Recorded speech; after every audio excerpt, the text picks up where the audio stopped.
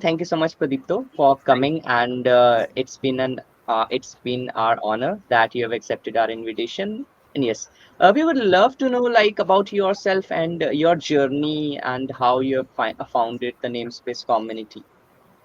Yeah, thank you so much for inviting. I feel it's great to talking about stuff and what do I tell about me? So hey, hi guys, I am Pradeepto Sarkar. I am the founder of Namespace Community. This is a community I have founded back 3 years back in around July 2022. It was initially just a college society. I founded it with my four other college friends. One of the primary motives of our founding a college society and then expanding it into a large community and then take it to a global scale. One of the primary motives which drive me is I want to work at the people layer of technology. There are multiple facets to technology. There are multiple aspects of technology, how it drives the world, how it shapes the economy, how it shapes people uh, using that technology. So I have always been fascinated with the people who actually build the technology and those who are around that ecosystem. So that is one of the primary motives. And whatever we have done in the past, whatever we do currently, whatever we plan to do, it revolves around this fact that we want to work with people who are involved in tech. And given the nature of technology, it is expanding, it is becoming ever easier for people to get into tech. So the number is going to increase only. So that is what I do with Namespace. Along with this, I have previously worked at Major League Hacking. I am currently working with Linux Foundation as a program manager. Along with that, I by profession I am a security analyst. That is my full time job position. So yeah, these are the few things that I juggle. Yeah. Nice, amazing. From founding a college society with your friends to evolving that community into a global one. Now, that journey we would love to know. When you first founded that society, Pradeepto, do you know that this society in a few years would turn into something really big? It would turn into a community, global community. Have you envisioned it? No, seriously, not when we founded. Basically, during our college days, it was just like a hobby that okay, chalo, we have some spare time. Let's do something productive with it. And one of the primary objectives during that time of founding a college society, it was simply just to do something productive. Get noticed by your peers, get noticed by your juniors, your peers, by your teachers for and doing some good activities. That make some impact on the college community. So yeah, we never that's true, we never envisioned it to reach this stage. It was never our plan. But over the time I also realized that this is not the goal. We have a very long way to go. So we never envisioned us reaching here. We don't envision us going anywhere from here, but definitely we have a long way to go. Yeah. Nice. Still, the goal is very high.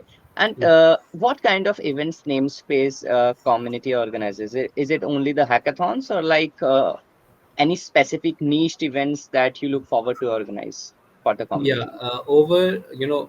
over the last 3 years, we have not 3 years, around 2.75 years we have been in existence. We have organized over 100 plus events across, offline and online modes. One of the obviously people know us for hackathons, and to a lesser extent for Tech Accelerate. We have organized 3 editions of Tech Accelerate.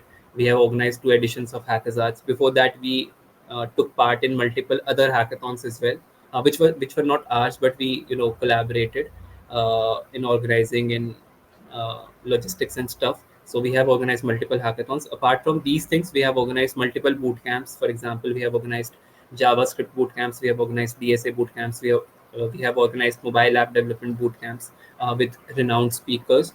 Initially, they were very focused, very small scale, maybe boot camp for maybe 100 to 200 people, where people would be coming and learning from the mentor over a period of 1 month. In that 1 month, they get to learn the basics of one particular technology. That those are the kind of events that we have conducted in the past, boot camps. Apart from that, we have organized offline seminars with other major renowned personalities such as CEOs, or uh, speakers, or those who are very experts in their technology. So we have conducted those kind of seminars as well. Going forward, we definitely want to focus on a very few core areas, but a very high impact areas. For example, hackathons is one of them. Accelerate is not happening this year, like it has already happened in January.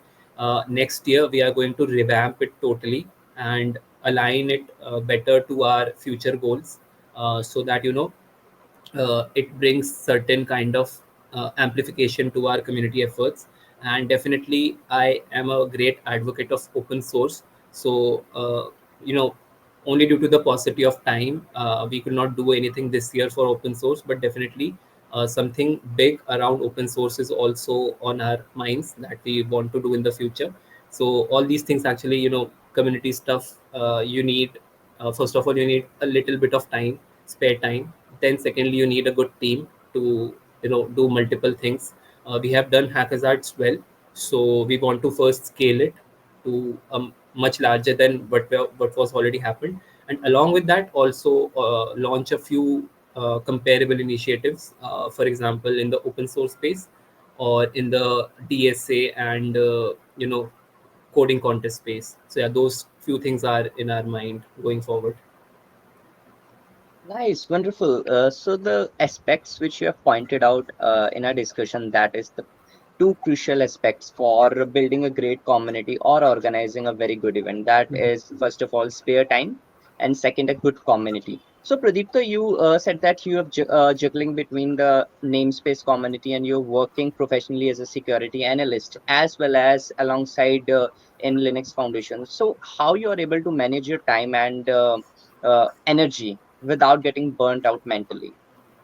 Yeah, I do get burnt out a lot of times. But yeah, the only thing is focusing on the few core important things which deserve your time, because like since my college days itself, uh, my college society was also used to take a bit of my time apart from academics, apart from preparing for internships and giving coding contests. Everyone used to give DSA coding contests. I also used to do it, and so time is always lacking. It is never enough. So the only thing is prioritizing what needs to be done today, what needs to be done tomorrow.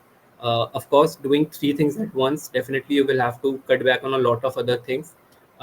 Definitely some sacrifices are to be made here and there, but yeah, time can be managed. And honestly, I don't say that I manage it very well. I have a very low attention span. I juggle from one thing to another.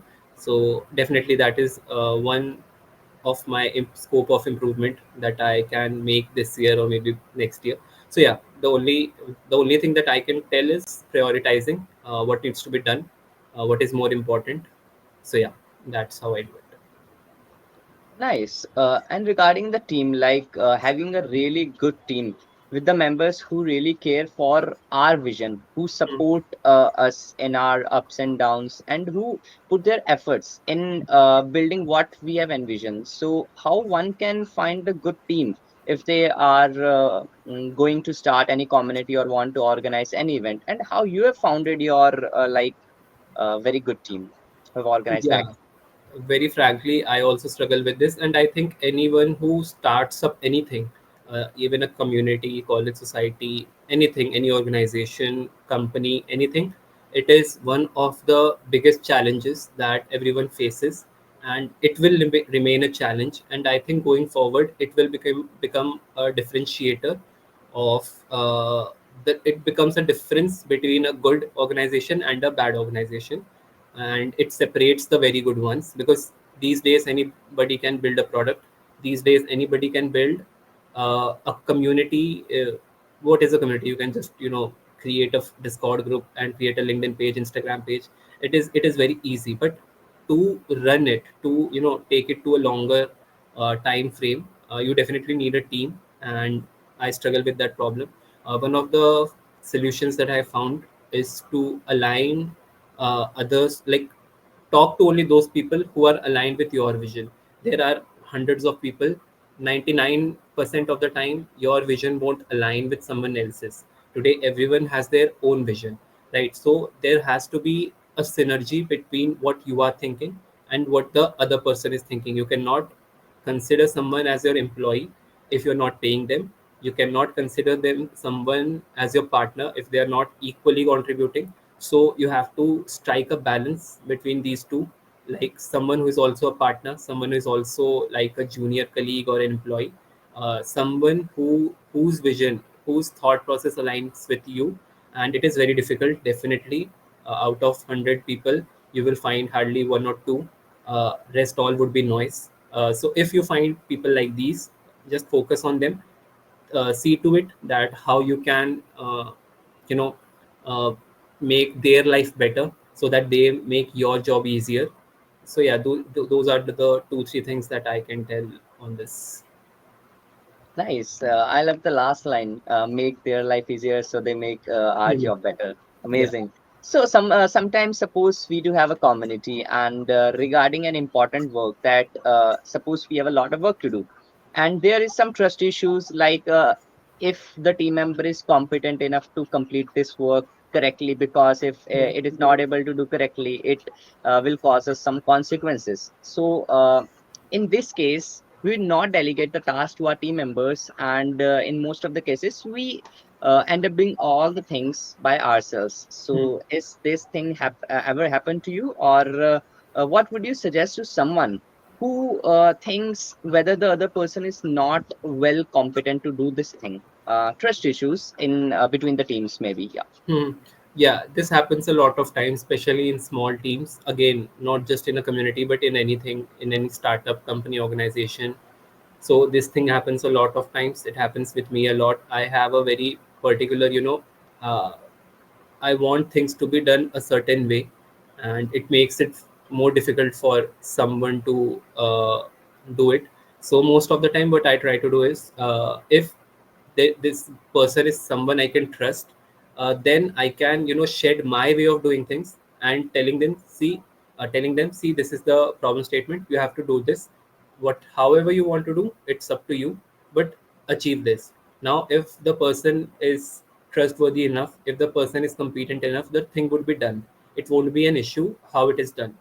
But if the person is not trustworthy or competency issue is there, definitely it falls back on you. So one of the advice that people can take is, when you sign up for something, consider that you will have to do each and everything yourself. Don't think that I will sell this dream to 20 people, that hey, this would be so big, so great, and at the end I would have a team of very incompetent people who are there only for the glam or limelight, but those who are not actually bringing anything to the table, right? So you will fail that time. So you should consider that if you have signed up for something, you will have to do each and everything.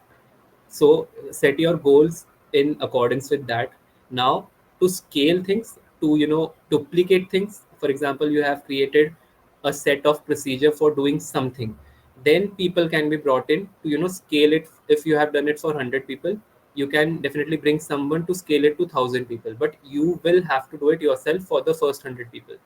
Then you can definitely others can scale it for you and reach it, make it reach 1000, 2000, or even 10,000 people. So that's how I approach this. Amazing, amazing, Pradeepto. So next thing, as we have covered a little aspects of that about what would be the future of namespace community. Of course, you have something really big regarding open source and the even bigger edition of the hackathon that you have Mhm. organized this year. But Yeah. do you ever think like how the namespace community evolve in a few years? Have you thought about converting into a business, or like uh, remaining it into community? Hmm. Yeah, Any vision there? as I said, when we started a college society, we never thought it would be this big. But now, when I look back, it was never planned. It was just like we were, who all were involved in day-to-day affairs. They were just in the moment. thinking what to do for the next 1 week or 1 month.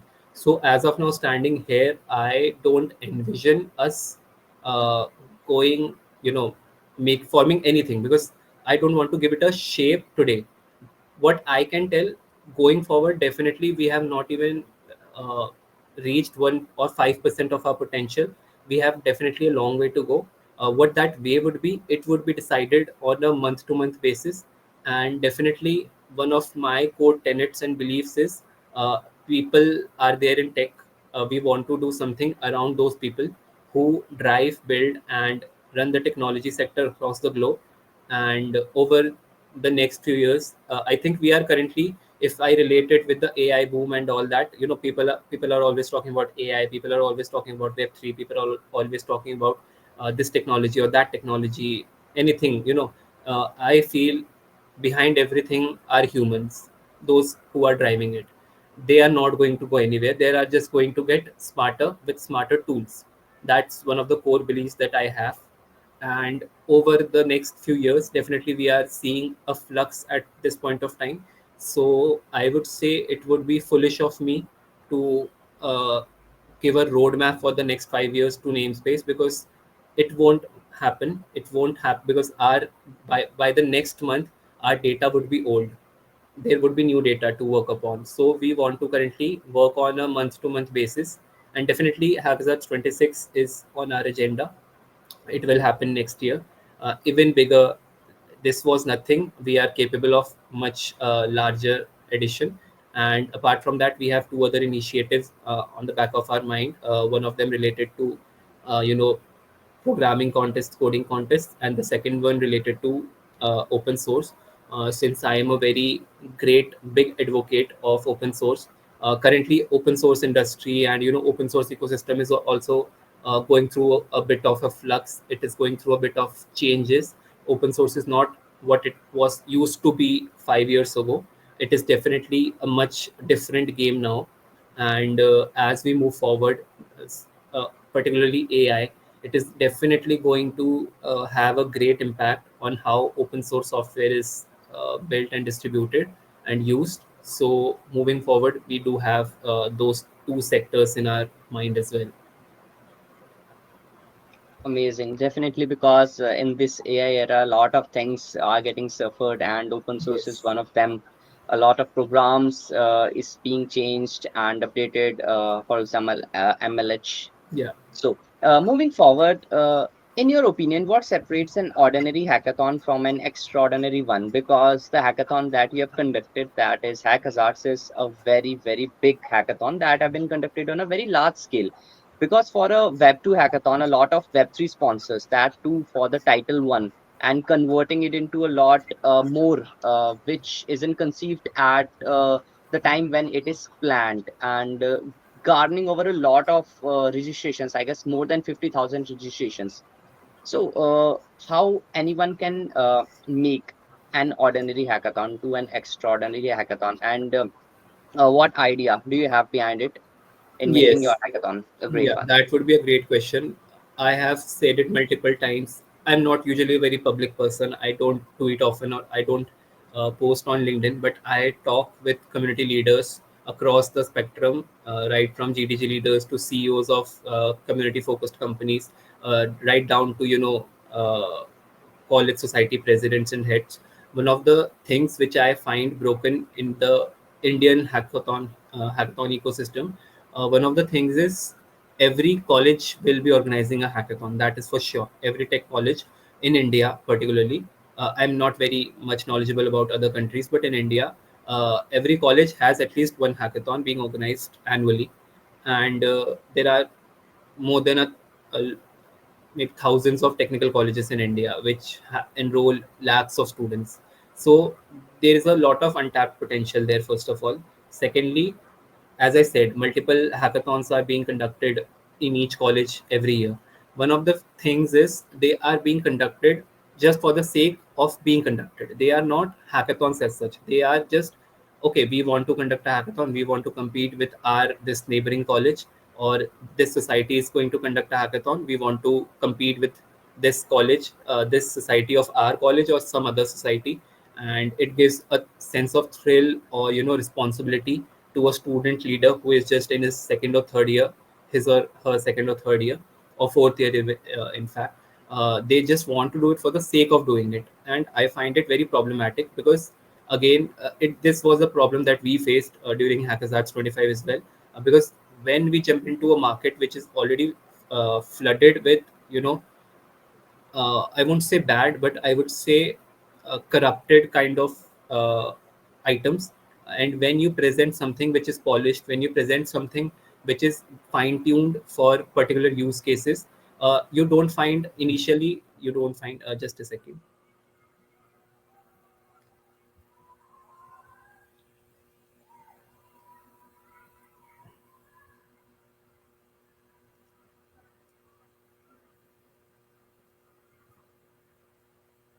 Sorry, there's been a power failure.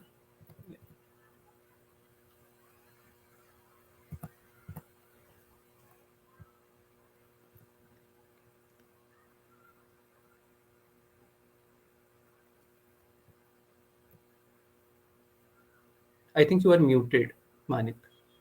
Just give me a minute. I Oh, think, I'm sorry. yeah. I'm talking for like 1 minute and I don't know I'm muted. Yeah, sure. You can take your time. And if it will, if electricity would not come, then we can continue this way. Yeah, I think we can continue this way for a few minutes. It's fine. Okay.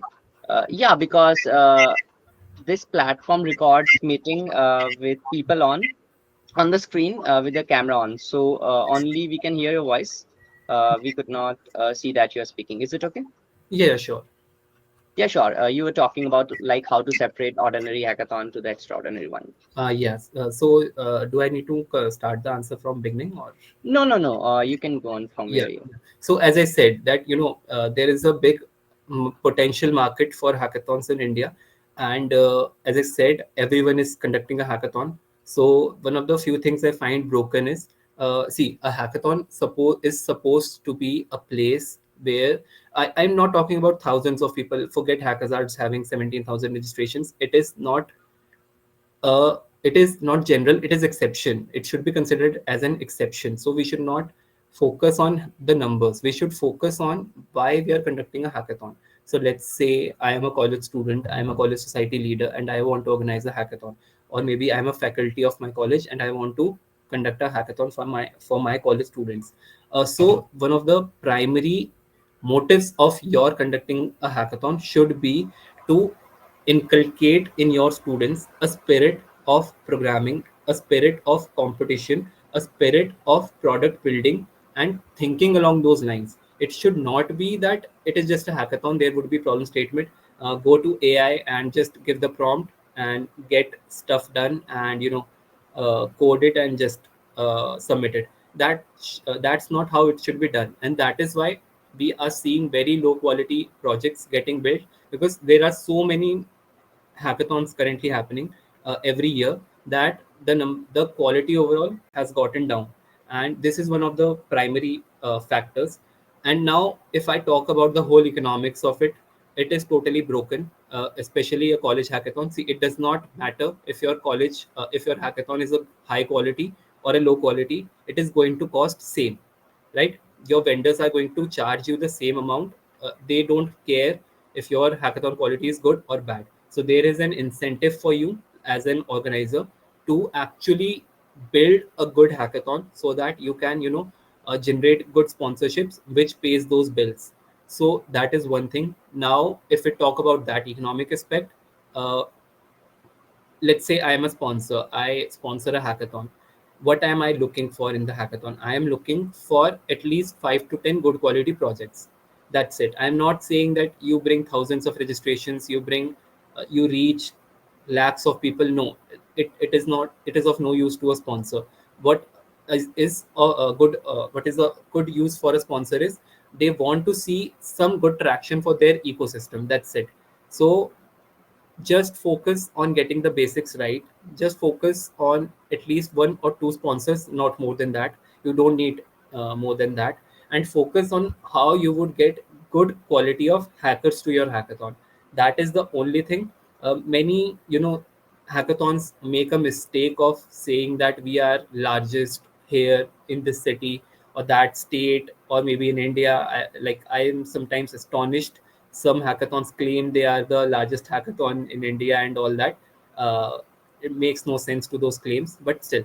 So that should not be the goal. A sponsor is not interested in that when you say that your hackathon is largest in India, because uh, if he's a genuine sponsor, he has already seen at least 10 other hackathons. So he knows these things are always done by students. What you should actually show the sponsor is the quality of projects that can potentially get built in your hackathon. And if your hackathon has been conducted previously, if your hackathon has some previous editions, then your work is already half done. Now focus on improving it, focus on getting good quality projects, focus on getting good quality tracks and problem statements, and the projects would be there for the next edition when your juniors conduct it, or even if you are around, you conduct it. It will definitely give a huge boost to your brand image. So yeah, that is what I think separates a good and not so good hackathon. Yeah. Nice take that you said. So, how we can attract good quality hackers, as you've said that the quality of developers has been degraded over time. And regarding the tracks and problem statements, I've seen that some of the hackathons have tracks only, and some of them has problem statements only. So, what would an extraordinary hackathon should choose? Yeah, the that choice would depend on the community size. That choice would depend, because if I talk about very large communities such as ours, there are multiple large communities in India. There are very some hackathons that we respect deeply, which were our inspiration when we were first organizing hackathons. And one of the few things that I can say is on this is, if your community is large, you cannot restrict them to one particular domain. You will have to horizontally scale your you have to tap into the largest possible market. You also have to tap to the beginners, you also have to tap to the intermediate people as well as for the advanced people. If your community is small, then you have to do a survey or something. That survey can take place in the form of past events. Let's say you can do A/B testing on it, and let's say you organize a small webinar on how to start with GitHub, and then maybe you can organize a little bit of advanced webinar, and you can compare the response. You can see what's happening in your community. Your community is different; it is unique from everyone else's. Your college would be different from anyone else's. So you have to, as a leader, that is your responsibility to you know analyze your community. Number one. Number two, when we talk about tracks versus problem statements, as I said, we have to uh, go as horizontally large as possible, to tap into the biggest pool of people. To attract good hackers, definitely there should be a sense of challenge. I don't think good hackers are attracted by prize pools. That can be a factor, definitely. Our prize pool was decent, but I don't think that was the only reason. The reason someone would come to your hackathon, a good hacker would come to your hackathon, is he or she sees a challenge in the problem statement that you have put out, in the track that you have put out. They should see a challenge there, that okay, yeah, I would get to learn a lot of things. There should be side offerings. It should not be like, hey, just this is the problem statement, go and build on it. It never works that way. You will have to provide resources, you will have to organize workshops around those things. Let's say it's a new technology. Let's say we had multiple new technologies in hackathons 25. So for everything we organized boot camps first, and from the sponsor side as well, from the partner side as well. And after that also we kept mentorship sessions with people who are experienced in Web3 and AI. So we had mentorship sessions where the participants could, you know, uh, talk with the mentors who are not very senior. They are just like their college seniors, Didi Bhaiyas, who can, feel themselves in their place and answer their questions. So it has to be a whole overall good packaged product. You can't just uh, give good problem statement, or you can't just organize a good boot camp, or you can't just keep a high price pool. Everything has to be there. not a single thing, but everything has to be there, and it has a flywheel effect. Everything supports the other things, and ultimately it boosts and amplifies your image. Yeah. Nice. Yes, there should be a proper balance between all the things, problem statements, and Mm. giving resources and mentorships. And with this, we have some rapid fire questions that we would like to take. Like, how do you make sure that people come in session if we are organizing, whether it could be a boot camp or a mentorship session, Hmm. after registering for it and they participate in it? Because obviously, the registration count is much more than the attendance Yeah, rate. yeah, yeah. This was, when we were, like, when we were 2 years back, when we were organizing, or let's say we were competing. So it is always, it gives us a sense of thrill. Hey, this webinar crossed 200 registrations, or 300 registrations, or 400 registrations. When we go to a speaker and tell them, hey, our last webinar crossed 200 registrations, but over the period of time I have realized that metric is worthless. It is of no use. One of the metrics that I have now, like, I always judge the webinar by the number of questions asked, by the number of follow-up questions asked, as well as the questions, in every form, registration form, we give people an option of, telling any questions, mentioning any questions they might have for the speaker. So I judge the quality by that metric: how many questions were asked, how interactive was the audience. Of course, not every session would be very interactive, or very two-way. Most of the time, if the topic is a little advanced, it would be a one way. But you will realize by the number of follow-up questions, that is the number one metric that we do. And by balancing, I also try to now focus on putting across the right message to the right people. I have seen, especially during in college societies, where people are a little bit inexperienced. They are doing it for the first time, and after that they would just, their tenure ends and they would stop doing it. One of the things that I have learned is, people, the messaging should be right. Your message cannot say that, let's say it is related to SIH, a Smart India Hackathon.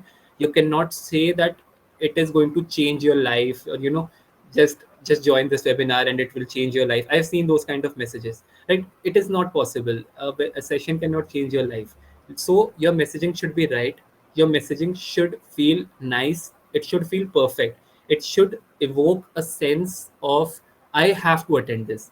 I should feel a sense that if I have to devote my 1 hour, I should feel the message is going to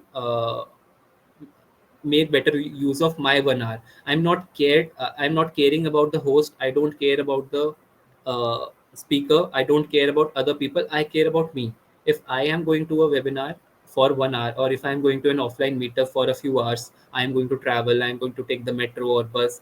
It's already hot. It's May, June, and it's very hot. So if I am spending my time, it should be worth it. So you have to put up the messaging on those lines. You have to evoke a sense of urgency. You have to evoke a sense of priority, that this is something that you should attend. If you have this use case, don't say that you have to attend this. It is going to do something amazing for you. That never works out. You should focus on the basics. And I think there are only two or three things which you need to get right to organize a good webinar, at least. Very few things, only the basics. Amazing. The message one, I love the message one to convey to convey the real things. Because most of the times, obviously, I've also seen after the AI era, all the messages are from ChatGPT Yes. and Yes. they are now like we as a human can't connect to them. Yes. Yes, obviously. This is a night take. Yeah. So, Just a point. yeah, Working with so many messages now, I have seen maybe at least 1,000 plus messages. AI generated messages, they are very easily, you can realize that this is AI generated, and it never, once you have that thought, realization in your mind that yes, this was generated by AI, you have already lost connect with your targeted audience.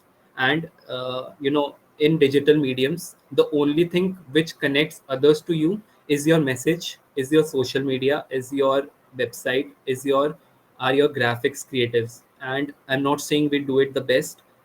we are also, I think personally, we are just average, we are just starting out, but we can improve on it. And but yeah, that is the only thing which connects others with you, so that should be absolutely perfect.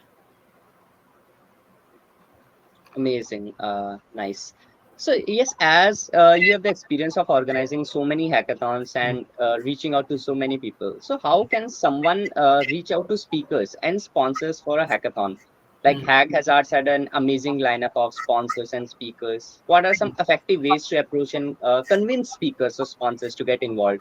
Because obviously, if they are experienced speakers and sponsors, they'll be getting a lot of invites. So, what we can do so that they accept our invites? Yes. So one of the primary things I would say, if we are talking about a hackathon, first we have to get the budgeting right.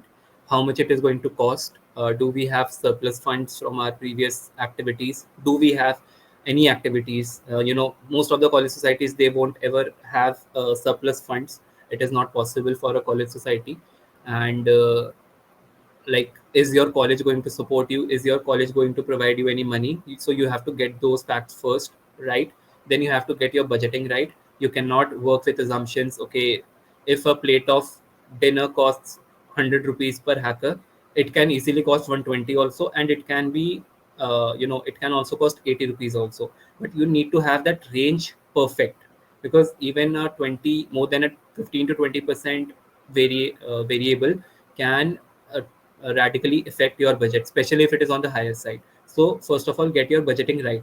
Now the thing is, understand this thing that, let's say, for organizing a 400 people hackathon currently in India in offline mode, let's say you want to have a 36-hour hackathon in India, and it costs close to, I would say, 4 to 5 lakhs easily. If you want to do it on a good, on a good standards, you want to invite good mentors, you want to invite good judges, so you have to pay for their transportation, you have to provide them gifts, you have to provide them food, you have to provide food to the hackers, so it can easily cost 4 to 5 lakhs at the least. Because assuming that you get your venue for free, that is your college or some company sponsored venue, that is the minimum amount that you are going to, it is going to cost for 4 to 500 hackers, 4 to 5 lakhs. Now you have to understand, how will you raise that money from a sponsor? Why would a sponsor pay you 2 lakh rupees or 3 lakh rupees? What is the ROI for them? Now think along those lines. Why would a sponsor pay you 3 lakhs or 2 lakhs? I would say most of the companies in not India, Indian companies are, bit on the lower side, because they think about everything about on the INR basis. But American companies, European companies, they have a comparative advantage because their currency is more powerful than ours. So when you think about it, there is cash to be spent with them. They will definitely spend it, but you will have to show them the ROI. Otherwise, they won't even spend $100 on you. So you will have to show them ROI. Now, how you find with how to give that ROI, that will differ from each and every company. It is unique for each and every company. For that, you will have to talk to those potential sponsors. Hey, like, your conversation can go something like, hey, I'm conducting this hackathon, it will have these many number of people, so do you find any synergy between what we are doing and what you are planning? Most of the time you will get a no. We like 95% of the sponsors rejected hackers at 25 as well. So it was definitely, we knew this, that happens because not everyone wants to sponsor a hackathon. They have other BB activities going on, they have other community activities going on. Not everyone will sponsor your hackathon, and your hackathon is not unique. Hackathon can never be unique, right? So there are hundreds of hackathons, so every hackathon will approach some sponsors. So you will have to first get the basics right, get your budget right, get how you will derive the ROI for a potential sponsor. There will be a few common things which will apply to all the sponsors. That is number of registrations. Definitely a sponsor will be interested in the number of registrations, but I think it should be on the minority side. The majority side would be, they are interested in what they are getting. They would be interested in how many projects are getting built on their ecosystem. They would be interested in how less work they would need to do, how more work you would do in getting the projects built on their ecosystem, because ultimately when someone pays you, they are expecting a service from you. So you will have to package your service in such a way that it attracts your sponsor, that okay, so yeah, it is worth spending money, it is going to make my life easier for the next 1 month. It is going to bring some good projects. It is going to bring some good developers into my ecosystem. So, and it differs from company to company. Some companies have platforms, so they would want people to use their platforms. Now you will have to analyze how you would judge a sponsor's commitment and how you would judge the ease of participation for a hacker. So you have to strike a balance. For example, we did not. There were many sponsors who wanted a mandatory star to their repository. I would say, and those sponsors can like for small hackathons in college level hackathons. I would say that you should take up those kind of deals where people pay you for starring their repositories, because those are the easiest to crack. You can easily make it mandatory. We didn't do it because we did not want it our the participation, like the ease of our participants to degrade. But definitely a small scale hackathon, especially offline hackathons, they can definitely do it. So these are the few things, and these are some things that over a period of time, when you have been around for enough time, you realize. Yeah. Yeah, amazing, amazing insights that you've shared. And trust me, you said that Hackers Arts have very like the basic sponsors, and 95% of the sponsors have denied. But you got Base and Monad. Now that are the kings of Web3. Yeah. Uh, like amazing. So Yeah. yes, next I would like to know. Someone wants to organize a hackathon, right? And obviously they don't know like what should be the process from the beginning to the end. So, according to your experience, how can someone plan a complete hackathon from scratch? Like, first of all, deciding the name, logo, then what, then finding the team, then what? What the person can do? Imagine you are teaching a kid.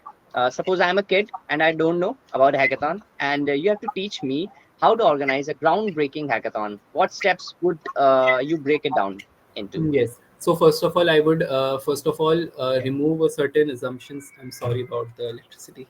Yeah. So first of all, I would No stop worries. making certain assumptions about the future of my hackathon. I won't consider my hackathon to be. I want to create one of the largest in Delhi or Punjab or Karnataka. I would remove that limitation from my mind and focus on why I am going to organize a hackathon. So to my mind, if I were to organize a hackathon 3 years back, my core audience would be my college students, my friends, my batchmates, my juniors, even my seniors or freshers who have just joined the college. So my core audience would be there. Now, the whole strategy depends on who your core audience is and what your objectives are. So if your objective is to organize a hackathon for freshers, then your hackathon should focus on learning part rather than the competition part.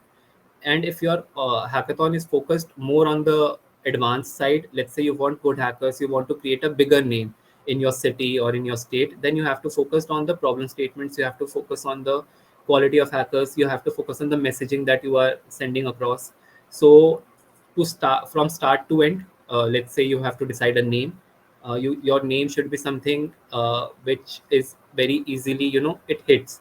I'm not saying Hackazards is a very good name. I initially did not like it, but it someone else did, and we just it stuck with us. So I'm not a very big fan of Hackazards, but definitely I have given it all. And so your name, your logo, it should be catchy, recognizable, because there are hundreds of hackathon. You will have to stand out somehow. Then there should be a good moat to your hackathon. Why should a hacker who has went to hackathons and who has option of going to other five hackathons in the next month, why should he or she come to your hackathon? Why should he or she give their time? So if your college is a good college, it has a good reputation, some work is done, because if you're doing it offline, let's say in IIT Delhi or DTU or triple IT Delhi or NSUT, you already have a 10-20% advantage that people will say, hey, this was NSUT's hackathon, this was DTU's hackathon. So that is a good thing. But if your college is not very well recognized, then you will have to do some surrogate marketing. You will have to claim that your hackathon is focused on this particular group or this particular area subsection of the overall audience. That is one thing. Then one of the primary tasks is to focus on the platform. There are multiple platforms. I'm not saying every platform is perfect. Every platform has their drawbacks. and many platforms have many drawbacks. I have personal experience, and not sometimes it gets really harrowing with certain platforms. So you should make a choice of your platform, and after you have made a choice, you have to enlist your hackathon there and start getting the registrations. So now the uh, part of your team comes. So I am assuming that you are not alone, you have a team of at least 5 to 10 people. So some people, initially you don't need to do any technical stuff, you just need to design your website. It should be catchy, it should be good. AI is pretty good these days, so you should focus on a good website. You should focus on providing complete information on your website and your devfolio page. Again, it was one of the learnings that we have from hackathons. Each and every information should be there. Then your team, it should be like your team should know what they are supposed to do. So if they are supposed to do the marketing, they should go out, reach out to, if you are organizing a college hackathon, just reach out to other college hackathons, get 1,000 registrations, and it should be enough. Or even get 2,000, 2,500, it should be enough for a good quality college level hackathon. You will easily get 3 to 400 quality hackers there, especially in metro cities. Even thousand is great. You will get good hackers in that, in that number. Now marketing should be done. Apart from that, then the as the day progresses, now you will have to if it is an offline hackathon, you will have to finalize the vendors, you will have to finalize the logistics arrangement inside your campus, where everyone will hack, where everyone will sleep, where the opening and closing ceremonies would take place, where the workshops take place. You will have to talk with your college administration for that and seek the necessary permissions. Some colleges can, uh, they can be really tough to negotiate with. And so yeah, those are the logistical challenges. Then you will have to finalize your vendors, you will have to finalize your food vendor. Then you will have to get a perfect quote from them that you will charge this much, not more than that, not less than that. Then you will have to finalize, let's say, just for food, you will have to finalize where the food would be served, where the food would be stored if it comes earlier, and how even the dustbin arrangements, right? It is also a big part. We faced it in our previous offline hackathons. So those are the very minute details. Then you should focus on your branding. You should focus on your posters, on your, banners. If someone is visiting your college, they should feel a vibe. So your decor should be, something which creates that vibe. The places where the hackers are sitting, you should, like, the wi-fi is a very basic arrangement, it should always be there. And obviously we can't provide everyone with extension boards, so it is advisable that you bring your extension board. So these are very minute details, and there are hundreds of things. So you will have to sit down, keep your head cool, not get stressed there, because there are a lot of things that can go wrong, and they would go wrong. That's the one thing. So yeah. Amazing. Yes. Yeah. There should be a book on this hackathon organizing guide now, because there are a lot of things, hundreds of things. Nice, Yeah. amazing, Pradeep. Now, the next question that I would like to ask is, it could be a controversial one, but I would like to know your take.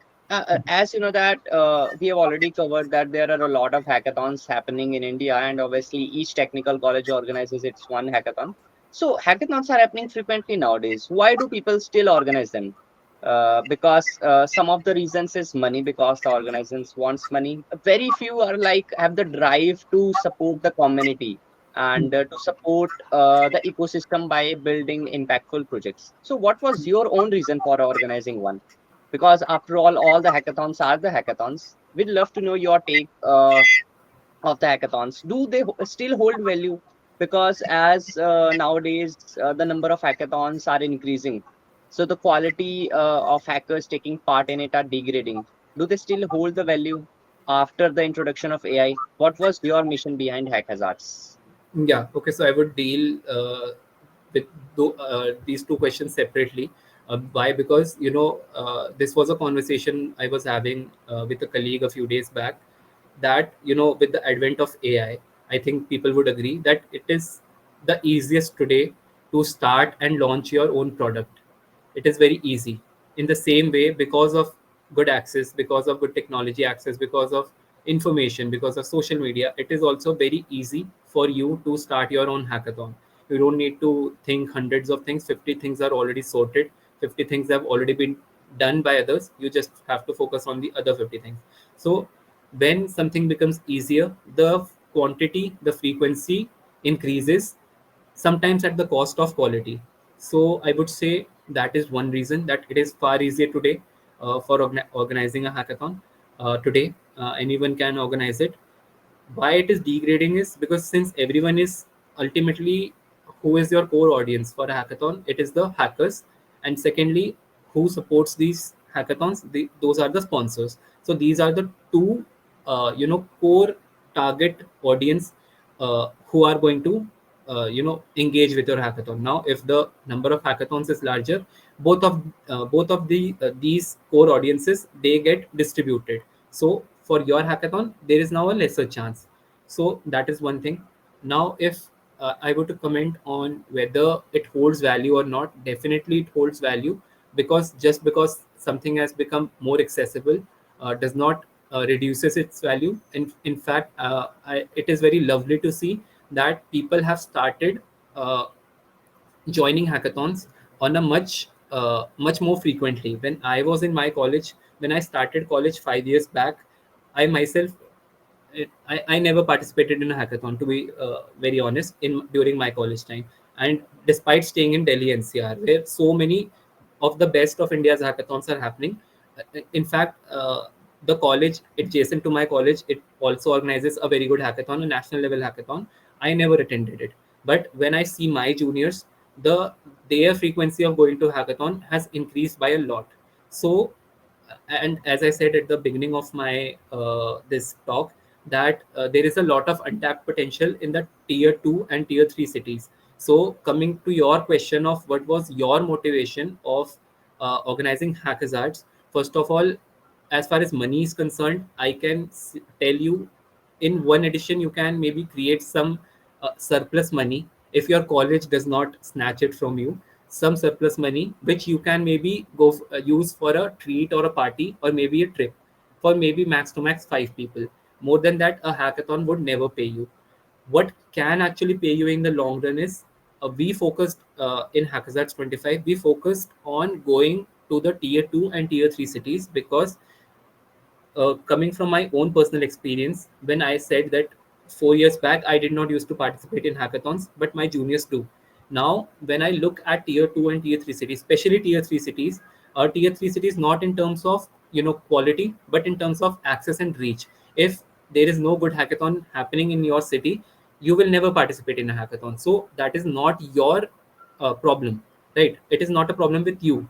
You have not a hackathon has not yet reached you. So we wanted to focus on that, and I think we were greatly successful in that, because during the stats we found out that at least in from India, at least 500 different cities and towns were represented when we took out the data from Defolio. So that was one thing we thought that it should be done, that we should reach out to smaller towns, because every smaller town has at least one technical college, and maybe there is a great possibility that those people have never participated in a hackathon, so it becomes a first time hackathon for them. And it was definitely a challenge to keep the advanced hackers happy as well as freshers happy. So we try to strike a balance. But yeah, to answer your question, like what was the motivation, our motivation was to reach to a much larger deeper penetration across India, to the tier 3 cities, especially for the first time hackers who never participated in hackathon, and in future also, even if we go global, our one of the core ideas behind hackathons would be to reach to the smaller towns and cities of India and connect them to the global landscape.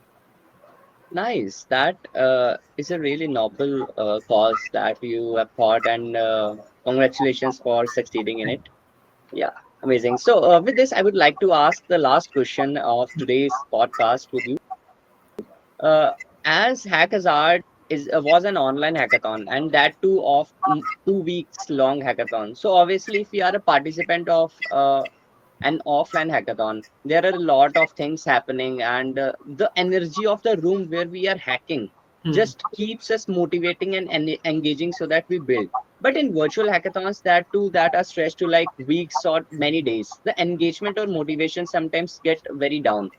So how we can make our hackathon engaging and which makes the participants feel motivated and so that they build the projects that they thought to build. Yeah, that's a great question. And whenever somebody asks me why an online hackathon and why not an offline one, I always say that I myself personally also like offline hackathons more than online, but it restricts me to a certain category of people. It restricts me to only a geographical region. I would never be able to reach someone sitting in maybe Hisar in Haryana, or there is a city in let's say West Bengal. There is a city called Malda. I would have never be able to reach them.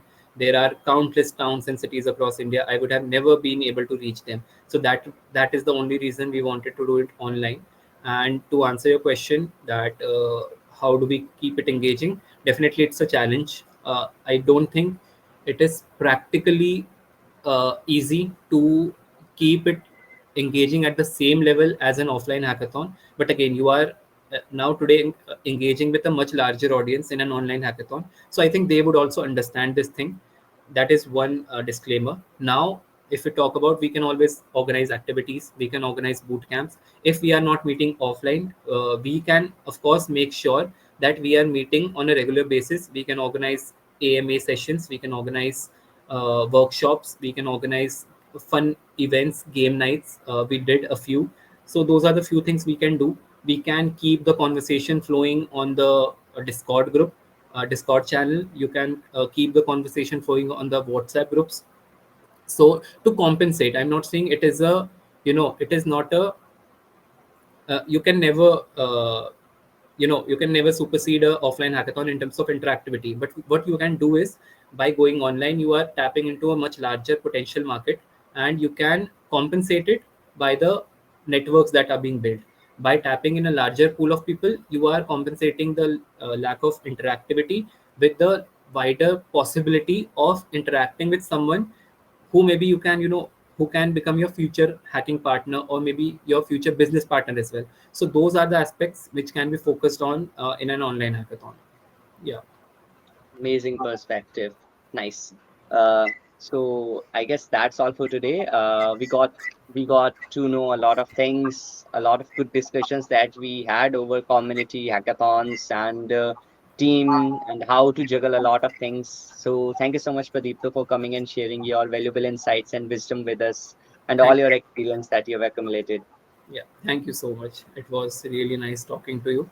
I don't consider myself to be expert in this domain, but definitely I am also learning, and I would really wish to do my part. I would really wish to see more good communities, springing up in India's cities and towns. And so yeah, it was a really exciting conversation. Thank you so much for inviting me. Nice. Thank you so much. Looking forward to staying in touch. Yeah. Have a good day.